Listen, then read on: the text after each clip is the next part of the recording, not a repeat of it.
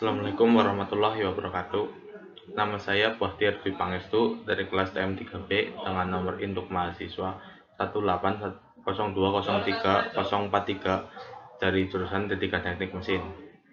Di sini saya akan sedikit membahas tentang listrik AC dan DC. Listrik AC atau alternating current. Arus AC adalah arus listrik yang nilainya berubah terhadap satuan waktu. Arus ini dapat pula disebut dengan arus bolak-balik. Listrik arus bolak-balik dihasilkan oleh sumber pembangkit tegangan listrik yang terdapat pada pusat-pusat pembangkit tenaga listrik. Contohnya pada rumah kita ada lampu, kipas angin, setrika, dan lain-lain. Arus AC akan membentuk suatu gelombang yang dinamakan dengan gelombang sinus. Yang kedua itu ada listrik DC.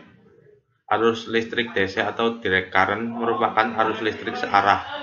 Pada awalnya, aliran arus pada listrik DC dikatakan mengalir dari ujung positif menuju ujung negatif. Semakin ke sini, pengamatan yang dilakukan oleh para ahli menunjukkan bahwa arus searah merupakan arus yang alirannya negatif atau elektron menuju ke kutub positif. Nah, aliran-aliran ini menyebabkan timbulnya lubang-lubang bermuatan positif yang terlihat mengalir dari positif ke negatif. Meskipun DC singkatan dari arus searah atau direct current, DC sering merujuk pada polaritas konstan. Berdasarkan definisi ini, DC tegangan dapat bervariasi dalam waktu, seperti yang terlihat dalam output baku penyiar atau sinyal suara berfluktuasi pada saluran telepon. Perbedaan listrik arus AC dan DC. Perbedaan yang pertama dapat dilihat dari bentuknya. Bentuk gelombangnya. Bentuk gelombang ini dapat dilihat dan diteliti dengan menggunakan osiloskop. Osiloskop adalah alat yang digunakan untuk melihat gelombang sinus yang ditimbulkan tenaga AC dan DC. Bentuk dan lambang gelombang listrik arus AC dan DC dapat dilihat pada gambar. Kalau yang A ini arus AC dan yang B ini arus DC. Perbedaan yang kedua dapat dilihat dari metode penggunaannya. Arus AC memiliki besar dan arah yang berubah-ubah secara bolak-balik. Maksudnya, kutub arus ini selalu berubah-ubah dari positif ke negatif, dari negatif ke positif. Karena itulah, walaupun stop kontak atau colokan pada listrik dipasang bolak-balik, tidak akan terjadi konsleting ataupun kerusakan lainnya. Sebaliknya, jika sebuah baterai yang merupakan listrik arus DC dipasang terbalik, maka baterai tidak akan berfungsi. Bahkan untuk alat-alat listrik DC lain akan terjadi ketidaknormalan fungsi atau bisa jadi tidak berfungsi. Hal ini terjadi karena kutub arus DC tidak pernah berubah dari positif ke negatif ataupun sebaliknya. Kan hanya satu arah, nggak bisa diulang-balik. Yang D, bahayanya listrik arus AC dan DC. Sebenarnya bahaya dari arus listrik AC dan DC itu sama saja, yaitu karena sengatannya, namun tingkat kebahayaannya cukup berbeda. Sengatan listrik atau yang sering disebut dengan setrum merupakan bahaya yang sering terjadi akibat kelalaian manusia. Istilah kesetrum dapat diartikan sebagai suatu peristiwa hubungan singkat di mana tubuh manusia menjadi konduktor bagi arus listrik. Konduktor ialah benda-benda yang dapat menghantarkan listrik. Definisi lain dari kesetrum adalah peristiwa mengalirnya arus listrik pada tubuh manusia akibat kontak antara tubuh manusia dengan sumber listrik yang dapat menyebabkan stimulasi atau rangsangan pada saat yang berlebihan. Itulah yang menyebabkan timbulnya rasa sakit saat kesetrum. Yang E, sumber listrik arus AC dan DC. Sumber listrik DC atau arus listrik searah. Sumber listrik DC atau direct current merupakan tegangan arus searah yang dihasilkan oleh baterai kering maupun akumulator.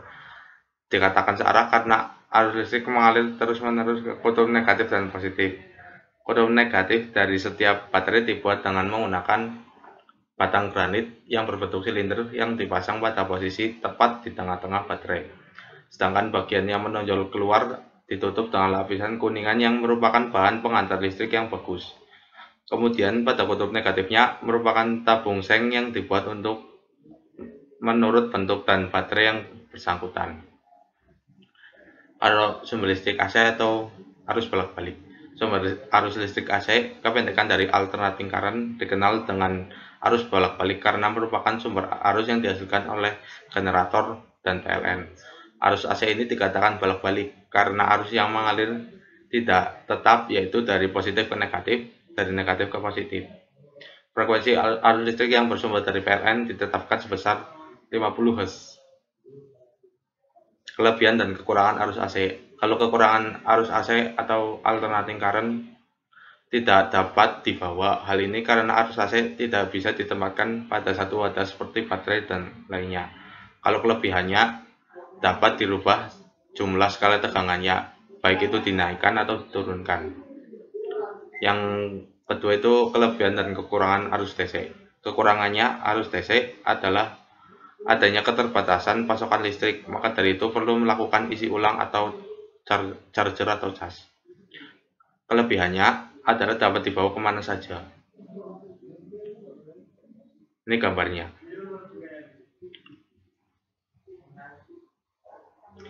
Jadi kesimpulan ini dapat kita ambil dari yang sedikit saya jelaskan tadi, yaitu arus listrik searah dikenal dengan singkatan DC atau direct current. Sesuai dengan namanya, listrik arus searah itu mengalir ke satu jurusan saja dalam kawat pengantar, yaitu dari kutub positif ke kutub negatif. Sumber arus tegangan listrik adalah baterai, asu, dan dinamo arus searah.